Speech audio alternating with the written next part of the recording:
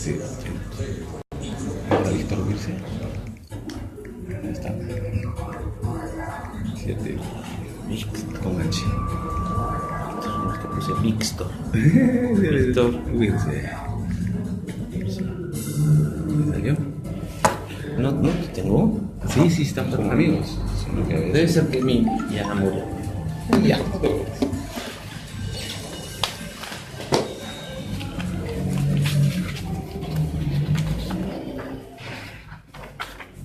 Hola, ¿cómo están? Bienvenidos a Canal 39 y a la radio del diario El Pueblo. Bueno, hay que dar las disculpas correspondientes, ya que producto de la jura de la bandera hoy día 7 de junio hay una congestión vehicular bárbara, pero merece, ¿no? Para recordar a Francisco Bolognesi Cervantes. Y he estado leyendo un poco sobre Francisco Bolognesi y resulta que hay unos que dicen que es arequipeño, otros dicen que es limeño, pero lo que es cierto es que la señora Juana Cervantes, que era mamá de los Bolognesi, la mamá de Francisco Bolognesi, o sea, hubieron dos Francisco Bolognesi, uno nacido en Lima y uno nacido en Arequipa. Parece que el que muere en el Morro de Arica es el arequipeño, porque dice que antiguamente se le ponía el nombre, o sea, Francisco Bolognesi. Si se moría él, al siguiente hijo también repetían el nombre. Es lo que, más o menos, la explicación que dan algunos historiadores. Y hablando de historia, está con nosotros el Mr. José Renato Bayón Ramos. Él nació en Arequipa, es historiador, investigador, exalumno del Colegio Internacional Peruano Británico, Universidad Nacional de San Agustín, Universidad de Barcelona y Universidad Católica San Pablo. Es docente también de varias universidades y hoy día vamos a hablar sobre este precioso libro que he releído un poquito, mejor dicho, he leído un poquito nomás, porque tuve el honor de hacer la presentación justamente del libro y seguramente ustedes saben porque hice una transmisión en vivo. Y está con nosotros para hablar sobre Alfredo Rodríguez Bayón. Seguramente inmediatamente usted se ha ido hasta el aeropuerto, sí, de él, y la historia de la aviación de Arequipa en el primer tercio del siglo XX. Magíster, ¿cómo está? Bienvenido a Canal 39 y a Radio El Pueblo. ¿Cómo le va? ¿Qué tal, Víctor? Gracias por la invitación. Bueno, estuvo muy interesante y, bueno, a veces hago de presentador cuando se va. Hay un libro que seguramente se va a presentar en esos momentos, pero la verdad pocas veces veo a tanta gente ilustre junta, porque ahí había Héctor Bayón Lozada, que es pariente suyo, ¿no? Sí. Es pariente suyo, el doctor Eusebio Quiroz Pasoldán, y tantos hombres ilustres que estuvieron ahí muy contentos con la presentación de este libro. ¿Cuánto tiempo le ha demandado escribir este libro, Alfredo Rodríguez Bayón? Bueno, a ver, este libro que hemos presentado hace unos 10 días es producto de una investigación histórica larga que debe haber tomado unos 4 o 5 años aproximadamente, ¿no? Reunir las fuentes, en someterlas a crítica, comenzar la síntesis de las ideas que queríamos plasmar y finalmente pues el proceso de redacción y publicación.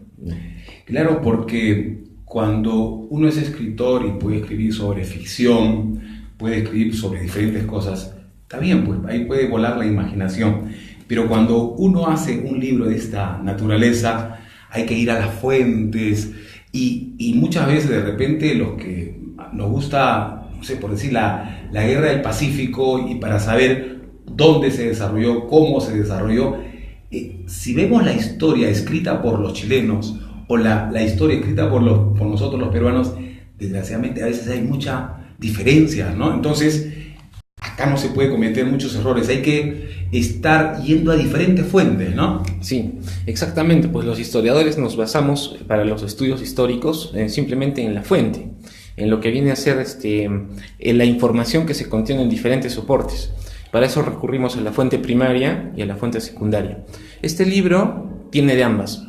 Fuente primaria porque recurro a correspondencia personal entre autoridades de la época para conmemorar con el nombre de Rodríguez Bayón el aeropuerto, también el análisis de cartas familiares de las hermanas Rodríguez Bayón, incluso el diario que ellas tenían, y también a una carta entre dos personajes que participaron en la recuperación del cuerpo, del cadáver del aviador arequipeño y de los aviones caídos, siniestrados en esa oportunidad.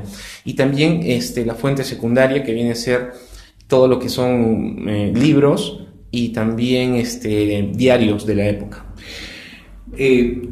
Por ejemplo, yo le comentaba a Magíster que una vez fui a dejar a un familiar al aeropuerto y claro, siempre dije, oye, pero siempre hablamos de Alfredo Rodríguez Bayón, pero ¿quién fue? Entonces felizmente ahí hay algo cortito, pero hay siquiera en el aeropuerto y ahí pude ver. Háblenos un poco para concitar seguramente la atención de mucha gente que nos está viendo también del Facebook. Alfredo Rodríguez Bayón no fue militar. No.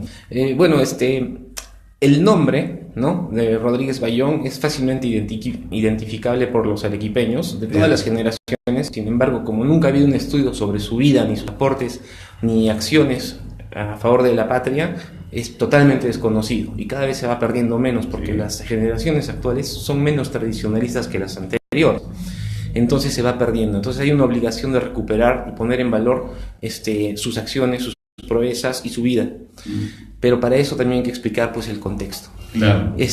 Alfredo Rodríguez Bayón es un arequipeño que nace en el año de 1906 en el barrio de Miraflores. Él es huérfano desde los 3 años, entonces es un personaje que se formó solo.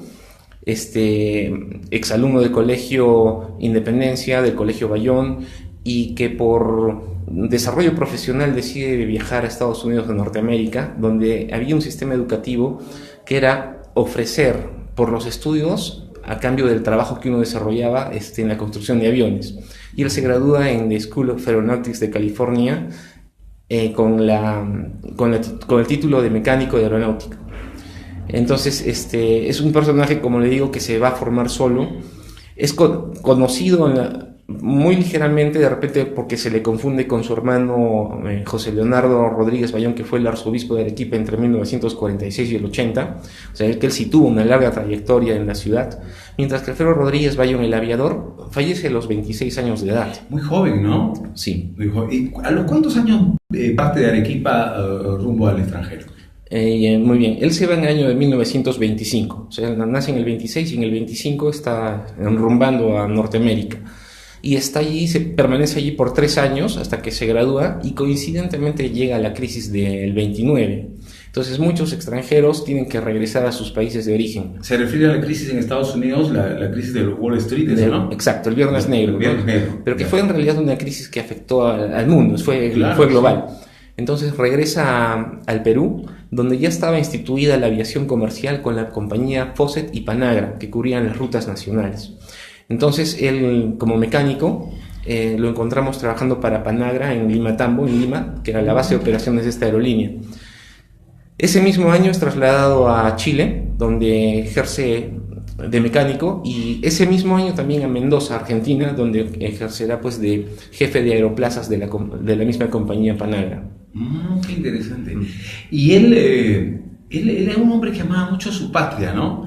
Sí. Porque él no tenía por qué participar en este conflicto que tuvimos con Colombia, y entiendo que él expresamente va personalmente a conversar con el actual presidente, que era Sánchez Cerro, ¿no?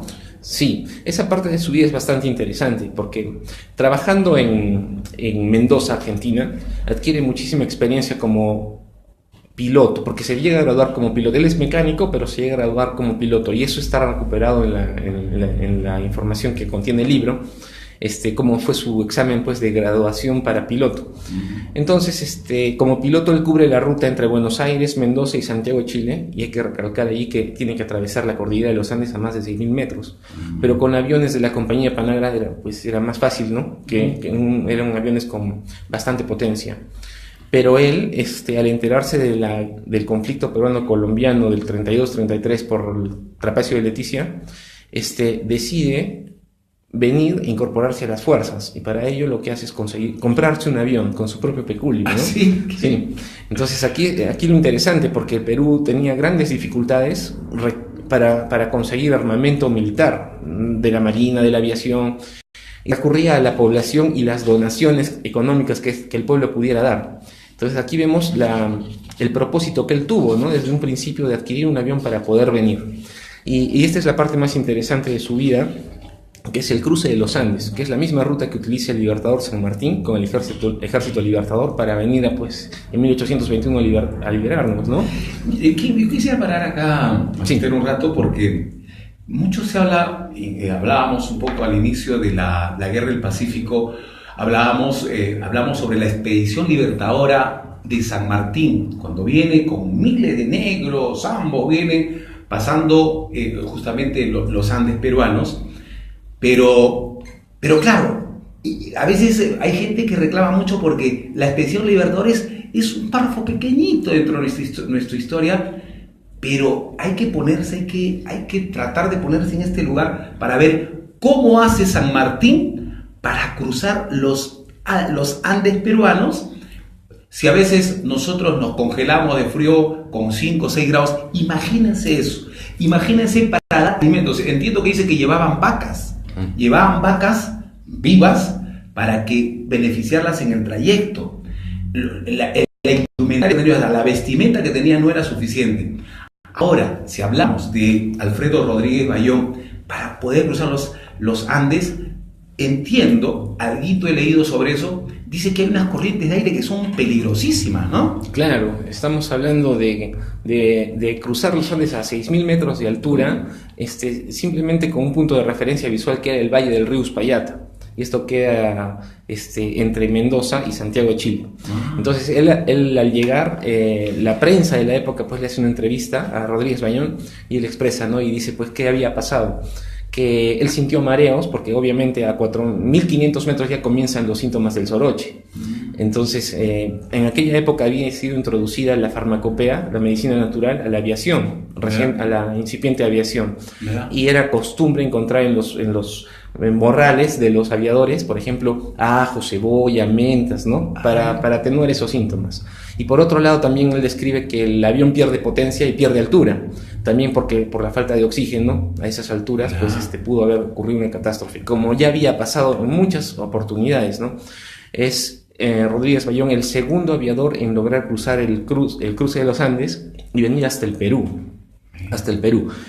En el año de 1924, porque Rodríguez Bayón lo hace en 1932, en 1924 otro aviador conocido como el Pampeño Solitario, un argentino, hizo el mismo cruce y vino hasta el Perú para conmemorar la batalla de Ayacucho, que estaba festejando el centenario en aquella fecha. Claro. Sí, entonces, no son muchos los que se atrevían a hacer este cruce. Muchos habían muerto, muchos lo habían intentado y no lo habían logrado. Entonces, de rescatar esto de Alfredo Rodríguez Bayón, porque lo hace en un avión de poca capacidad de motor, de 120 caballos de potencia, que no es nada para quienes conocen el tema aeronáutico. Actualmente un avión tiene 75.000 caballos de fuerza, imagínense. Y por otro lado que lo hizo solo, porque él era mecánico y piloto a la vez. Ahora el viaje él lo había planificado en hacerlo, en cumplirlo en una semana, y después lo que logra, lo que le va a dar fama. En aquella época no era muy común ver aviones como ahora estamos acostumbrados. Entonces cuando se veía un avión, las autoridades locales hacían recibimientos, la prensa, los telegramas, los cablegramas, emitían sus informaciones, todo el mundo estaba pendiente de estos aviadores. Porque era una época distinta a la actual, ¿no? Claro. Y bueno, y me interesa la parte donde él, si bien es cierto, de forma osada, intrépida, hace el cruce de los Andes, y como bien dice el historiador, hay entrevistas que seguramente ha tenido que él cotejar, ver, investigar, pero ¿en qué momento es en el que él decide apoyar al gobierno peruano en este problema que tenía con Colombia? Ya, perfecto. Los objetivos del viaje, desde que lo inicia, uno es demostrar las buenas relaciones que existen entre Argentina, Chile y Perú en aquella época. Ya. Recordemos que todavía Tacna se encuentra incorporado al territorio chileno, claro, ¿no? Acababa en el 29, regresa Tacna al Perú, pero todavía estaban las tensiones ahí. Entonces ese es uno de los objetivos. Y el otro directamente era ponerse a órdenes del Cuerpo de Aviación del Perú, que recién se estaba conformando. Entonces cuando concluye el raid, pasa por Arequipa, obviamente, es muy bien recibido y ahí se conmemora con fiestas, con recepción, con una bonita despedida. Pero cuando llega a Lima es entrevistado, coincidentemente era su cumpleaños, el día que arriba a Lima, entonces es entrevistado por el presidente Sánchez Cerro, quien primero le felicita, y Rodríguez Bayón pues le expresa que quiere participar, exige que sea incorporado. Entonces, pero es en una conversación. Días después, Rodríguez Bayón sí dirige al alto mando una misiva en la cual expresa pues que él tiene horas de experiencia en vuelo, que tenía 300 horas de vuelo, y era bastante porque justo ese año se graduaba la primera promoción del Cuerpo de Aviación Militar del Perú con 120 horas de vuelo. O sea que él tenía más horas de vuelo que los que se habían graduado. Exacto, tenía mucho más horas de vuelo, 300, y por otro lado tenía 15 horas de vuelo nocturno. Entonces digamos que era un piloto civil mucho experimentado como piloto de aerolíneas comerciales. Entonces, en esa época también, en ese mismo momento, los civiles loretanos habían incursionado en el territorio colombiano para recuperar Leticia, que era territorio peruano, pero que había sido entregado por el presidente Leguía en el año 27 por la firma del Tratado de Salomón Lozano. Entonces había un conflicto bélico desarrollándose en el oriente. Y es allí donde Rodríguez Bayón pues presenta la misiva y es aceptado con el cargo creado específicamente para él como subalférez. Como la primera promoción era de alférez, a él lo colocaron como subalférez. Sí. Qué interesante. Bueno, y entiendo que él comienza ya, una vez aceptado, se pone a disposición de las Fuerzas Aéreas y desgraciadamente sufre un accidente por la selva peruana. Sí, exactamente. ¿Qué pasó? Que, como comenté hace un momento, el Perú para conseguir armamento tenía que recurrir a donaciones, a unas erogaciones nacionales que todo el mundo donaba, pues dinero, los vecinos, las industrias, los colegios, los comités, los pueblos, etcétera. Todo el mundo donaba dinero y con ese dinero se logró comprar 6 aviones de bombarderos y 3 aviones de caza. Entonces, pero llegaron a Lima y el conflicto era en Iquitos, entonces había que llevar el material, los pertrechos y al personal, ¿no? Entonces se preparan los aviones para acuatizaje, porque claro, ahí se tiene que utilizar los ríos para las operaciones, pues en general. Entonces a él le dan uno de los aviones de la segunda escuadrilla y va con un mecánico artillero. Entonces hacen la segunda parte del enorme viaje que hace desde Argentina, vendría a ser el primero se llamó el cruce de los Andes y el segundo el Gran Salto, y tenía que volver a cruzar los Andes, pero por la selva amazónica en el Pongo de Manseriche. El Pongo de Manseriche, para conocer un poco, es la parte más estrecha de la cordillera andina, pero en la zona selvática, y también con muchas alturas, hasta 4.500 metros, pero hay un cauce que hace que la vertiente occidental cruce a la cuenca del Amazonas, pero el río Santiago, el Nieve, el Santiago y el Marañón, ¿no?, como afluentes, de 300 metros de ancho, se encausan por 12 kilómetros en el Pongo de Manseriche a 50 metros de ancho. Entonces son aguas turbulentas. Y además que era el mes de febrero, ya se imagina, viene la maleza, las olas, el agua turbia. Y ocurre que cuando están haciendo ese trayecto entre Paita y Iquitos, Rodríguez Bayón y la escuadrilla, que era compuesta de 3 aviones, tienen que acuatizar. Pero la corriente los empieza a arrastrar al Pongo. Y claro, pues uno que ve que se puede, que esté en un riesgo de vida, ¿no? Entonces, afortunadamente en esa zona la habitan los indios Guambisa y Yaguarunas. Y los otros pilotos y mecánicos de la escuadrilla lograron lanzar cuerdas hacia los Guambisa y Yaguarunas para amarrar a los árboles y lograron salvar 2 aeronaves. Pero Rodríguez Bayón se encontraba muy lejos y las cuerdas no llegaban, así que tiene que poner toda la potencia del avión y tratar de elevarse. Pero la misma tormenta que le obligó a acuatizar a toda la escuadrilla termina por voltear el avión y estrellarlos contra los árboles, ¿no? Y perece en ese instante, es una muerte instantánea. Perece a la edad de 25 años, ¿no? De 25 años, sí. Entonces, era el único piloto civil que había venido, porque cuando hay una guerra todo el mundo migra, se va. En cambio él vino, ¿no? Entonces tenía un poco la población le había cogido cariño, primero por el satisfactorio raid y luego por haber entregado su vida a la patria, ¿no? En claro. necesidad. Pero así como fue emocionante su vida, su muerte también, porque en el tercer capítulo del libro analizamos una carta de los testigos oculares del accidente, porque estos indios Huambisa y Yaguarunas habían sido sometidos por un curaca español, hispano, que había venido de Galicia y se había quedado por el boom del caucho en esa zona, y al culminar el boom, pues él se casó con la hija del curaca y heredó el cargo de curaca, ¿no? Que es un reconocimiento étnico de poder. Entonces él ejercía poder sobre esta gente.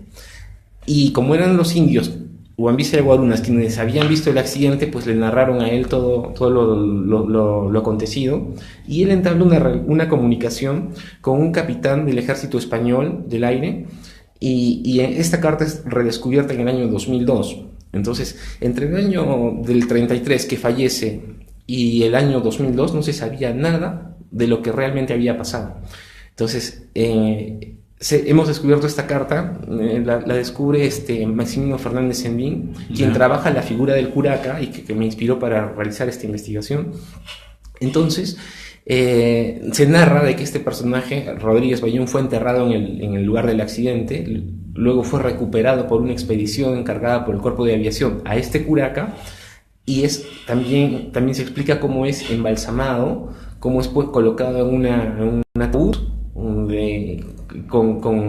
con resinas de la misma selva, etcétera, y luego el proceso de recuperación, ¿no? O sea, trasladar, además del cuerpo, los dos aviones que bajan por el río Amazonas hasta Iquitos, donde es recibido por los militares, porque todavía es vigente el conflicto, y es enterrado en el cementerio San Miguel Arcángel de Iquitos en el año 35, donde permanece hasta el año 38.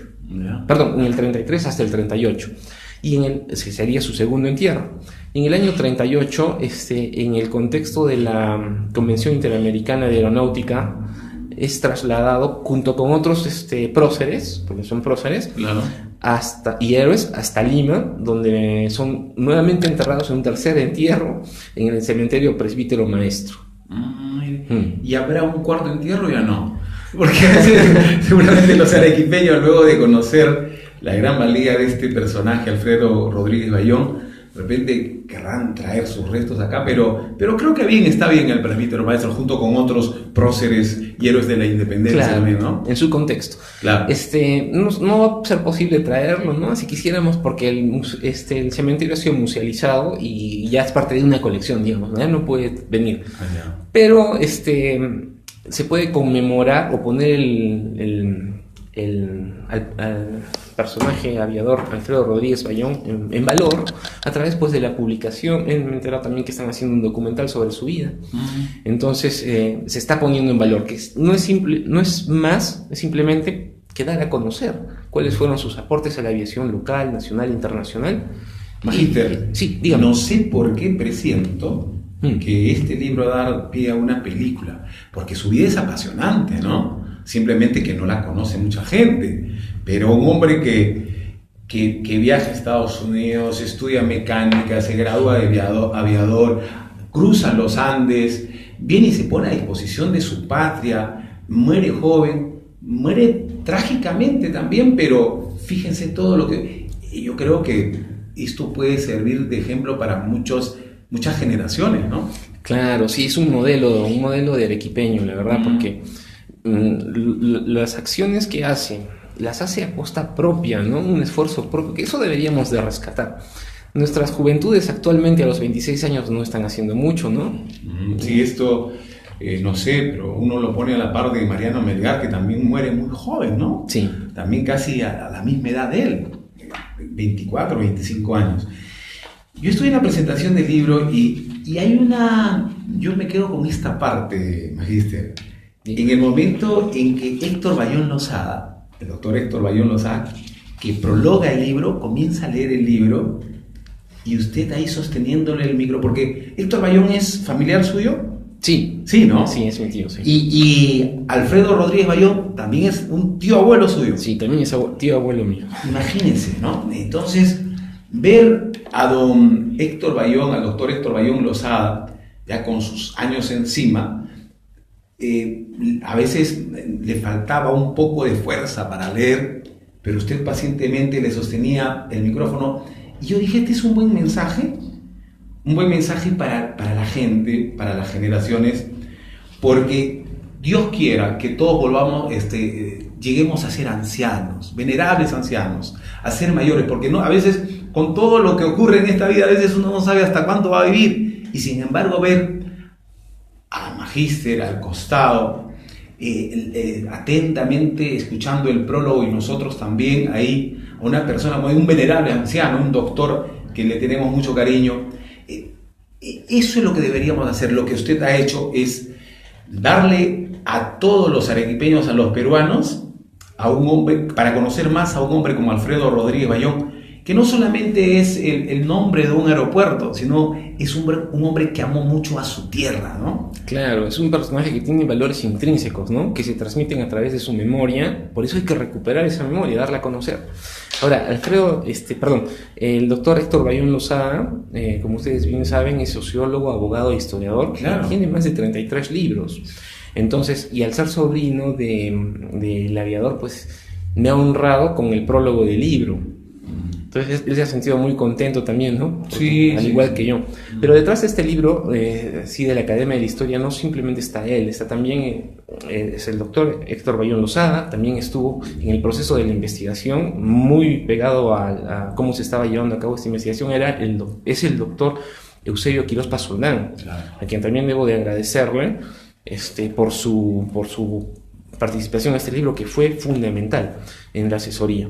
También está detrás de este libro el doctor Daniel Guamán Asillo, docente, colega y amigo de la Universidad Nacional de San Agustín, quien está detrás de todas mis publicaciones, así que le debo de agradecer.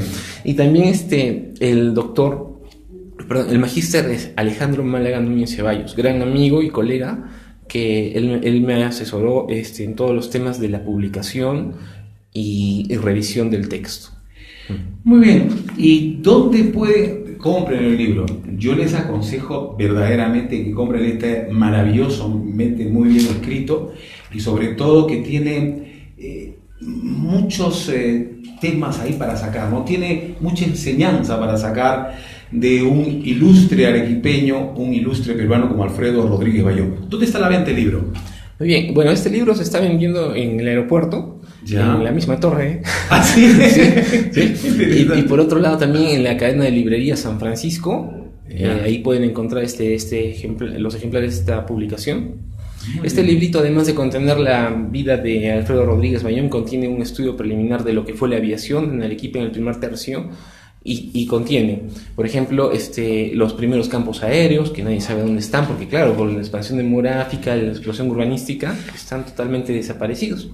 Contiene también las primeras aerolíneas comerciales, los primeros vuelos comerciales y el correo aéreo, los primeros vuelos militares y cuentos populares con asidero histórico. Qué interesante. Sí. Muchísimas gracias por habernos visitado. Realmente nos hemos quedado apasionados con la vida de Alfredo Rodríguez Bayón.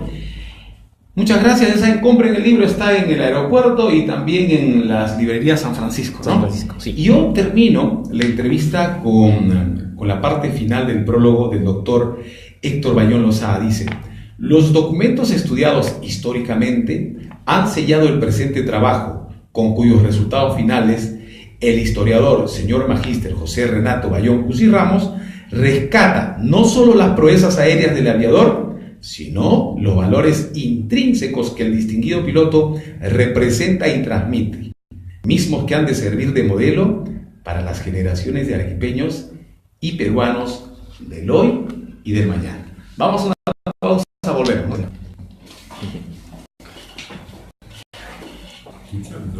Radio El Pueblo. Son las 12.